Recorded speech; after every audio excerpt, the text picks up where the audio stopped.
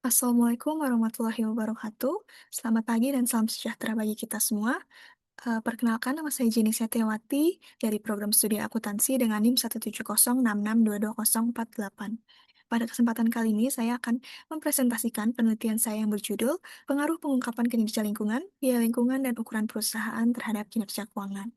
Selanjutnya, latar belakang, dari penelitian ini berangkat dari adanya fenomena meningkatnya tuntutan terhadap keberlanjutan perusahaan, di mana keberhasilan perusahaan tidak hanya dilihat dari kinerja keuangannya, tetapi juga dari tanggung jawab perusahaan terhadap lingkungan. Nah, hal ini didorong oleh meningkatnya kesadaran regulator dan investor terhadap dampak aktivitas bisnis terhadap lingkungan dan kesejahteraan sosial. Subsektor food and beverage menjadi menarik untuk diteliti karena memiliki kontribusi terhadap pencemaran lingkungan dan emisi gas rumah kaca secara global akibat tingginya penggunaan energi, air, serta bahan baku dalam proses produksinya menurut Sandberg et al. Pada tahun 2023.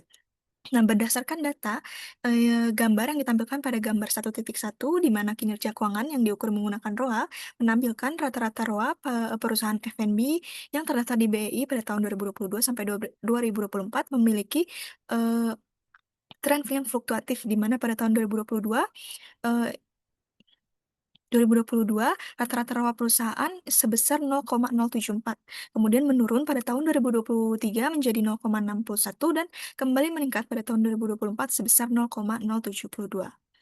Kemudian fenomena empiris menunjukkan adanya penurunan ROA pada beberapa perusahaan. Nah, dilihat pada gambar 1.2, di mana dapat kita lihat pada tahun 2022 dan 2023 itu ROA tertinggi diposisikan oleh PT Akasa Wira Internasional atau ADES. Kemudian pada tahun 2024 ini diposisikan oleh PT Triputra Agro Persada atau TAPG.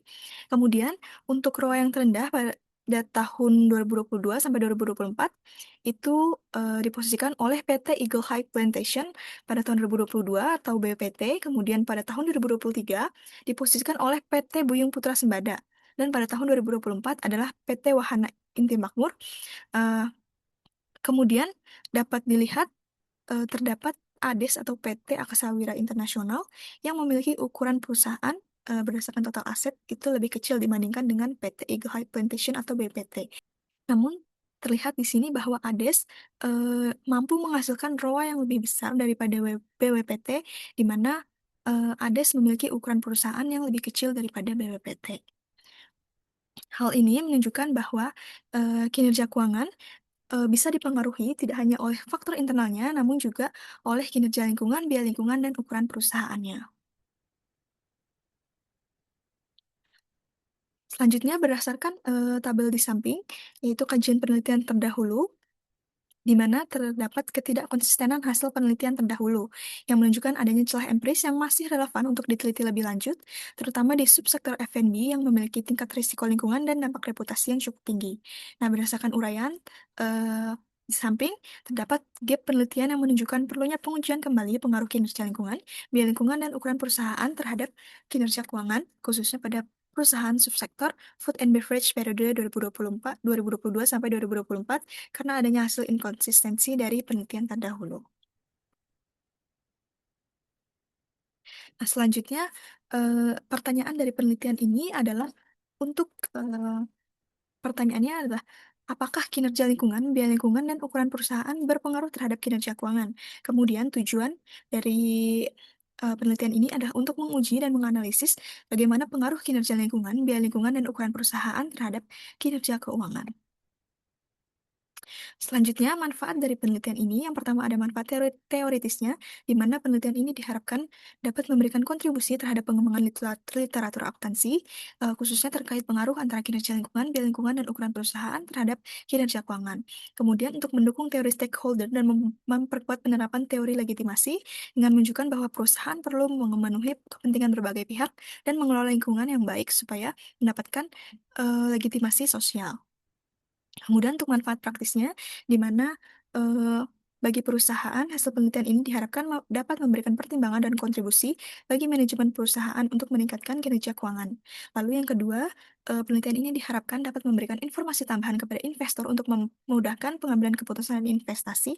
Selanjutnya, hasil penelitian ini juga diharapkan dapat memberikan masukan bagi pemerintah dan regulator dalam merumuskan kebijakan terkait pengawasan lingkungan perusahaan.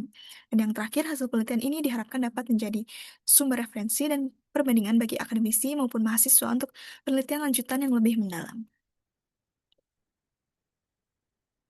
Selanjutnya, di bab 2, di sini saya memakai teori stakeholder yang dikemukakan oleh Edward Freeman yang menyatakan bahwa perusahaan tidak hanya bertanggung jawab kepada pemegang saham, namun juga kepada seluruh stakeholder yang memiliki kepentingan terhadap keberlangsungan perusahaan. Dan teori stakeholder juga menekankan pentingnya transparansi dan akuntabilitas dalam pengelolaan perusahaan, di mana pengungkapan informasi yang relevan dan keterbukaan terhadap stakeholder menjadi faktor yang penting dalam membangun hubungan yang berkelanjutan.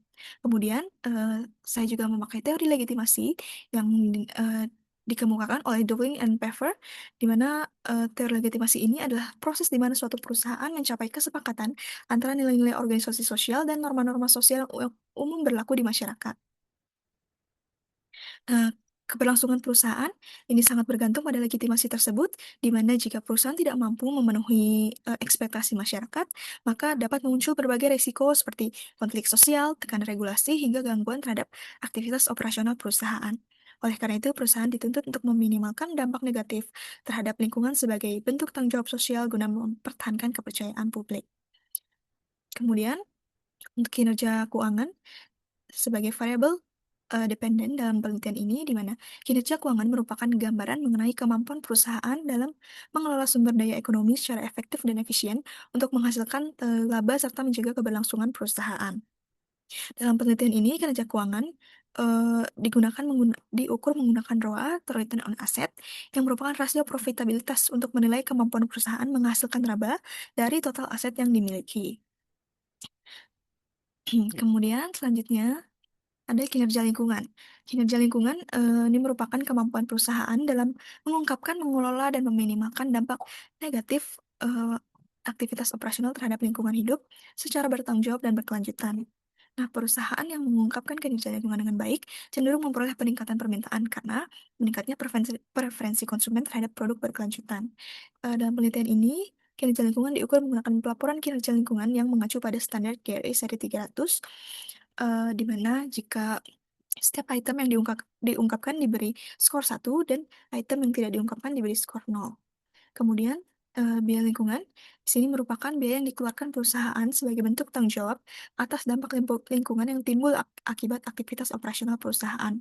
Dalam penelitian ini, biaya lingkungan diukur dengan membagi total biaya lingkungan dengan laba bersih. Dan biaya lingkungan merupakan bentuk kepatuhan perusahaan terhadap tekanan sosial dan regulasi. Namun secara akuntansi, biaya ini dicatat sebagai beban yang dapat mengurangi laba dalam jangka pendek. Selanjutnya ada ukuran perusahaan, di mana ukuran perusahaan menggambarkan kemampuan perusahaan dalam mengelola aset, menjalankan kegiatan operasional, serta mempertahankan keberlangsungan usaha dalam jangka panjang. Dalam penelitian ini, ukuran perusahaan diukur menggunakan logaritma natural total aset. Nah, perusahaan yang besar ini umumnya memiliki akses pendanaan yang lebih baik, kemudian juga stabilitas operasional yang lebih baik, serta tingkat transparansi yang lebih tinggi. Namun eee, meskipun demikian, ukuran perusahaan tidak selalu menjamin kinerja keuangan yang tinggi, karena tetap bergantung pada efektivitas perusahaannya dalam mengelola asetnya. Nah, di sini terdapat hasil penelitian terdahulu di mana sejumlah penelitian menemukan bahwa kinerja lingkungan berpengaruh positif karena mampu meningkatkan reputasi dan kepercayaan investor. Namun beberapa penelitian lain juga menunjukkan adanya pengaruh negatif eh, seperti yang ditemukan oleh Angelina dan Nursasi. Selanjutnya, pada variabel biaya lingkungan, beberapa penelitian juga menyatakan bahwa biaya lingkungan berpengaruh positif terhadap kinerja keuangan melalui peningkatan efisiensi dan kepatuhan regulasi. Namun, terdapat penelitian lain yang menemukan bahwa biaya lingkungan berpengaruh negatif karena dianggap sebagai beban operasional. Sementara itu, untuk variabel ukuran perusahaan, Beberapa penelitian juga menemukan bahwa ukuran perusahaan ini berpengaruh positif terhadap kinerja keuangan, namun masih terdapat temuan yang menunjukkan hasil bahwa ukuran perusahaan ini berpengaruh negatif terhadap kinerja keuangan. Nah, inkonsistensi ini menunjukkan adanya research gap yang dipengaruhi oleh perbedaan karakteristik industri dan respons pasar, sehingga diperlukan penelitian lanjutan khususnya pada subsektor food and beverage periode 2022 sampai 2024. Nah, berdasarkan teori dan penelitian terdahulu, disusun kerangka konseptual seperti yang ditampilkan pada gambar, di mana kinerja lingkungan, biaya lingkungan, dan ukuran perusahaan mempengaruhi kinerja keuangan. Nah, hubungan tersebut kemudian dirumuskan dalam tiga hipotesis, yaitu hipotesis yang pertama, di mana kinerja lingkungan berpengaruh positif terhadap kinerja keuangan, hipotesis yang kedua, biaya lingkungan berpengaruh positif terhadap kinerja keuangan, dan hipotesis yang ketiga, ukuran perusahaan berpengaruh positif terhadap kinerja keuangan. Selanjutnya, metode penelitian di mana pada penelitian ini menggunakan pendekatan kuantitatif dengan jenis penelitian kausalitas. Lalu untuk metode pengumpulan datanya, data dalam penelitian ini dikumpulkan melalui metode dokumentasi dengan mengakses sumber resmi yang dipublikasikan secara terbuka seperti IDX, kemudian web masing-masing perusahaan, dan laporan keuangan juga laporan keberlanjutan yang bisa diakses di web BEI. Lalu yang selanjutnya unit analisis populasi dan sampel, di mana seluruh perusahaan subsektor F&B yang terdaftar secara aktif di Bursa Efek Indonesia selama periode 2022 sampai 2024. Kemudian teknik penentuan sampel menggunakan metode purposive sampling. Nah, dapat dilihat pada tabel 3.1 di mana terdapat kriteria sampel eh, untuk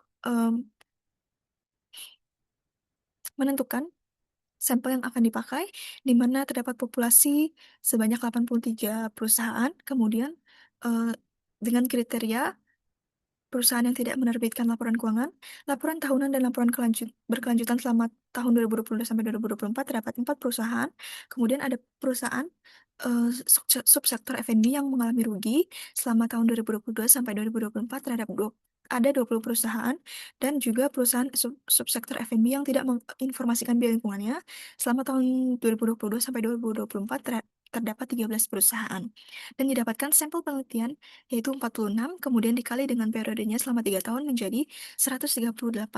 Kemudian setelah dilakukan olah data, terdapat data outlier sebanyak 18 dan menjadi total akhir sampelnya sebanyak 120.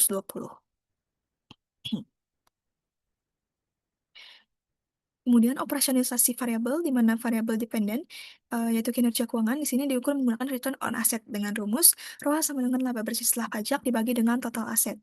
Lalu untuk variabel independennya, di sini yang pertama ada kinerja lingkungan yang diukur dengan standar GRI seri 300, di mana setiap item yang diungkapkan akan diberi skor 1, sedangkan item yang tidak diungkapkan diberi skor 0. Kemudian dihitung dengan rumus eh, item yang diungkapkan dibagi dengan total pengungkapan. Lalu yang kedua ada biaya lingkungan yang diukur dengan membagi total biaya lingkungan yang dikeluarkan oleh perusahaan dengan laba bersih setelah pajak. Lalu ada eh, ukuran perusahaan yang diukur menggunakan logaritma natural total asset.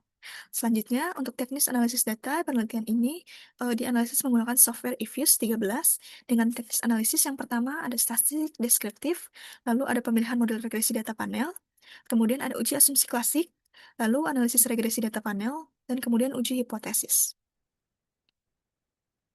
Selanjutnya terdapat hasil dan pembahasan.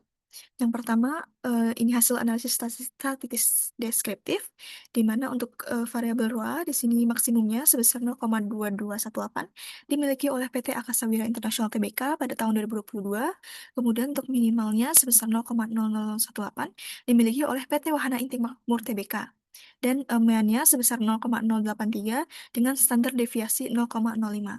Lalu untuk variabel kinerja lingkungan, maksimumnya sebesar 0,9687 dimiliki oleh PT FAP Agri Tbk pada tahun 2022 dan minimalnya sebesar 0,0937 dimiliki oleh PT Cisadane Sawit Raya Tbk pada tahun 2024. Kemudian untuk meannya sebesar 0,53 dan standar deviasinya sebesar 0,20. Dan untuk biaya lingkungan, maksimumnya sebesar 0,082 dimiliki oleh PT Bakri Sumatera Plantation pada tahun 2024 dan minimalnya sebesar 0,00004 dimiliki oleh PT Ultrajaya Milk Industry dan Trading Company pada tahun 2023. Untuk meannya sebesar 0,009 dan standar deviasi sebesar 0,01. Lalu untuk ukuran perusahaan, di sini maksimumnya sebesar 31,38 dimiliki oleh PT Carayan Pokpen Indonesia pada tahun 2024 dan minimumnya sebesar 24,975 dimiliki oleh PT Wahana Intik Makmur pada tahun 2022 dengan mean sebesar 28,81 dan standar deviasi 1,46. Selanjutnya, di sini ada pemilihan model regresi untuk menentukan model mana yang dipilih dalam penelitian ini antara common effect model, fixed effect model, dan random effect model. Yang pertama ada uji Chow, di mana ini untuk menentukan antara fixed effect model atau common effect model, di mana eh, jika nilai probability-nya di bawah 0,05 seperti yang ditunjukkan pada tabel 4.2, maka yang terpilih dalam uji Chow ini adalah fixed effect model.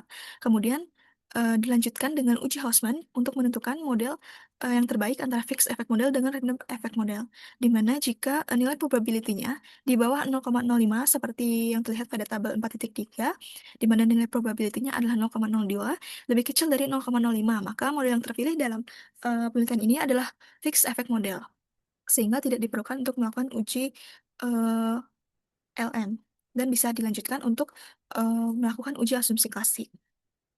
Nah, di sini yang pertama ada uji normalitas. Berdasarkan hasil uji normalitas pada gambar 4.1, di mana nilai probability terlihat 0,78 yang artinya lebih besar dari 0,05. Maka dapat diambil kesimpulan bahwa data dalam penelitian ini berdistribusi normal. Lalu yang selanjutnya ada uji multikoliniaritas, di mana terlihat pada tabel 4.4, diketahui bahwa nilai koefisien antar variabel yang ditandai dengan warna kuning itu lebih kecil dari 0,8, maka dapat disimpulkan bahwa data tidak memiliki masalah multikoliniaritas. Selanjutnya ada uji heteroskedastisitas. eh, Berdasarkan hasil pengujian yang terlihat pada tabel 4.5, diketahui bahwa nilai probabilitas ketiga variabel independen lebih besar dari 0,05, maka dapat disimpulkan bahwa data tidak memiliki masalah heteroskedastisitas. Lalu kemudian ada uji autokorelasi, di mana berdasarkan hasil pengujian, eh, nilai DW sebesar 2,083 berada di antara nilai D, DU, dan 4 min DU, yaitu nilai DU-nya sebesar 1,7536 dan nilai 4 min DU-nya sebesar 2,2464. Yang yang berarti nilai DW berada di tengah-tengah DU dan 4 min DU. Dan berdasarkan hasil tersebut, dapat ditarik kesimpulan bahwa tidak ada autokorelasi dalam model regresi.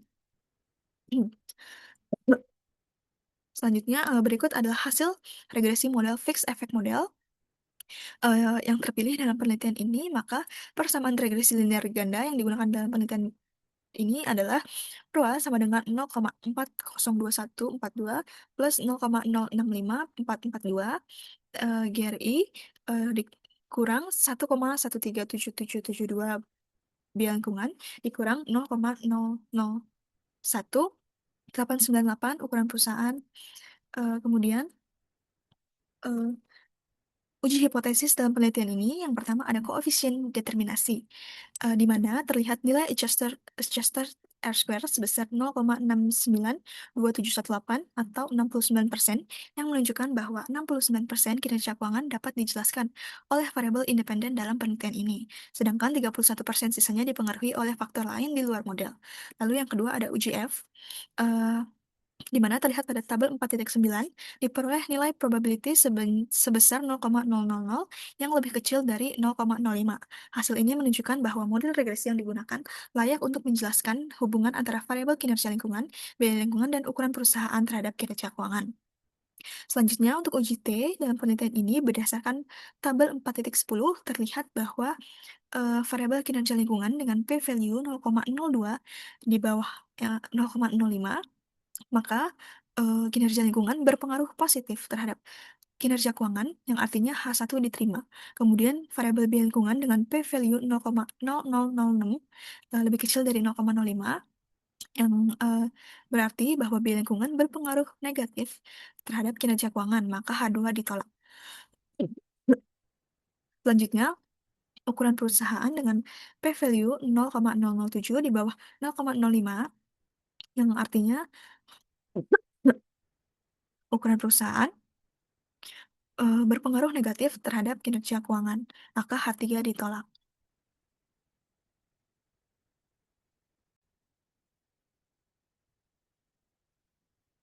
Selanjutnya, pembahasan yang pertama itu pengaruh kinerja lingkungan terhadap kinerja keuangan, di mana berdasarkan hasil pengujian menunjukkan bahwa kinerja lingkungan berpengaruh positif terhadap kinerja keuangan, di mana peningkatan kualitas pengelolaan dan pengungkapan lingkungan mendorong naiknya kepercayaan stakeholder, loyalitas konsumen, serta dukungan investor dan regulator. Dan hasil ini sejalan dengan teori stakeholder yang menekankan pentingnya hubungan dengan pihak terkait, serta teori legitimasi yang menjelaskan bahwa kepatuhan terhadap norma lingkungan mampu menjaga citra dan stabilitas operasional perusahaan. Dan hasil ini sejalan dengan penelitian Kinasi et al. Pada tahun 2022, Wasadila et al. 2023, dan Setiadi 2021 yang menunjukkan hubungan positif kinerja lingkungan terhadap kinerja keuangan. Di mana perusahaan yang memiliki kinerja lingkungan yang baik cenderung lebih efisien, menarik bagi investor, dan mampu menekankan risiko dan biaya sanksi. Lalu yang kedua, pengaruh biaya lingkungan terhadap kinerja keuangan. Berdasarkan hasil pengujian menunjukkan biaya lingkungan ini berpengaruh negatif terhadap kinerja keuangan, di mana peningkatan biaya ini menekan profitabilitas karena belum memberikan manfaat ekonomi secara langsung. Dan hasil ini tidak sejalan dengan teori stakeholder karena meskipun perusahaan berupaya memenuhi tuntutan lingkungan untuk mengungkapkan biaya lingkungan, namun biaya lingkungan yang dikeluarkan belum mampu menghasilkan nilai bagi pemangku kepentingan, terutama pemegang saham. Dan hasil ini sejalan dengan penelitian Ananda dan Hendrawati 2025, Kinasi et al. 2022, dan Subaktiar et al. 2022, yang menunjukkan bahwa pengeluaran seperti pengelolaan limbah dan investasi ramah lingkungan masih dicatat sebagai beban yang menurunkan laba, terutama ketika tidak diikuti peningkatan pendapatan. Lalu yang selanjutnya terhadap pengaruh ukuran perusahaan terhadap kinerja keuangan, di mana berdasarkan hasil pengujian menunjukkan ukuran perusahaan berpengaruh negatif terhadap kinerja keuangan, dan temuan ini menunjukkan bahwa peningkatan ukuran perusahaan belum mampu meningkatkan kinerja keuangan. Hasil ini tidak sejalan dengan teori stakeholder, karena meskipun perusahaan besar menghadapi lebih banyak tuntutan dari berbagai pihak, pengelolaan kepentingan tersebut belum mampu menghasilkan nilai ekonomi. Dan hasil ini sejalan dengan penelitian Cahyani dan Puspitasari tahun 2023, Risna dan Putra tahun 2021, dan Siregar et al. 2022, yang menunjukkan perusahaan dengan aset besar tidak selalu menghasilkan ROA yang tinggi, yang mengindikasikan pemanfaatan aset yang kurang maksimal. Selanjutnya, kesimpulan. Berdasarkan hasil analisis dapat disimpulkan bahwa kinerja lingkungan berpengaruh positif terhadap kinerja keuangan, yang menunjukkan bahwa pengelolaan dan pengungkapan lingkungan yang baik mampu meningkatkan kepercayaan stakeholder. Lalu yang kedua, biaya lingkungan berpengaruh negatif terhadap kinerja keuangan, yang menandakan bahwa pengeluaran lingkungan masih diperlakukan sebagai beban dan belum dioptimalkan sebagai investasi. Dan yang ketiga, ukuran perusahaan berpengaruh negatif terhadap kinerja keuangan, yang menunjukkan bahwa perusahaan dengan aset yang besar belum tentu lebih profitable karena meningkatnya kompleksitas dan kebutuhan sumber daya. Lalu untuk implikasi, yang pertama ada implikasi teoritis, di mana penelitian ini membuktikan bahwa teori stakeholder dan teori legitimasi relevan dalam menjelaskan hubungan kinerja keuangan dengan kinerja lingkungan. Dan penelitian ini juga menunjukkan bahwa pemenuhan tuntutan stakeholder melalui biaya lingkungan dan ukuran perusahaan belum tentu menciptakan nilai jika tidak dikelola secara optimal. Kemudian implikasi praktisnya, di mana bagi perusahaan meningkatkan kinerja lingkungan, mengelola biaya agar memberi nilai jangka panjang serta mengoptimalkan pemanfaatan aset. Lalu untuk investor, adalah mempertimbangkan kinerja lingkungan, biaya lingkungan, dan ukuran perusahaan dalam menilai prospek investasi. Dan bagi pemerintah adalah mendorong peningkatan kinerja lingkungan melalui kebijakan dan pengawasan yang lebih efektif. Kemudian bagi akademisi, yaitu menjadi referensi untuk pengembangan penelitian selanjutnya dengan variabel dan metode yang lebih beragam. Lalu keterbatasan dalam penelitian ini di mana yang pertama, penelitian hanya difokuskan pada subsektor F&B, sehingga ruang lingkup belum mencerminkan sektor industri lain yang memiliki karakteristik operasional yang berbeda.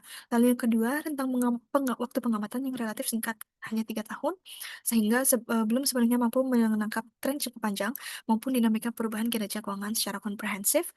Lalu yang ketiga, hanya menggunakan variabel kinerja lingkungan, biaya lingkungan, dan ukuran perusahaan, di mana masih ada faktor eksternal atau internal lain yang mempengaruhi kinerja keuangan namun belum dimasukkan ke dalam penelitian.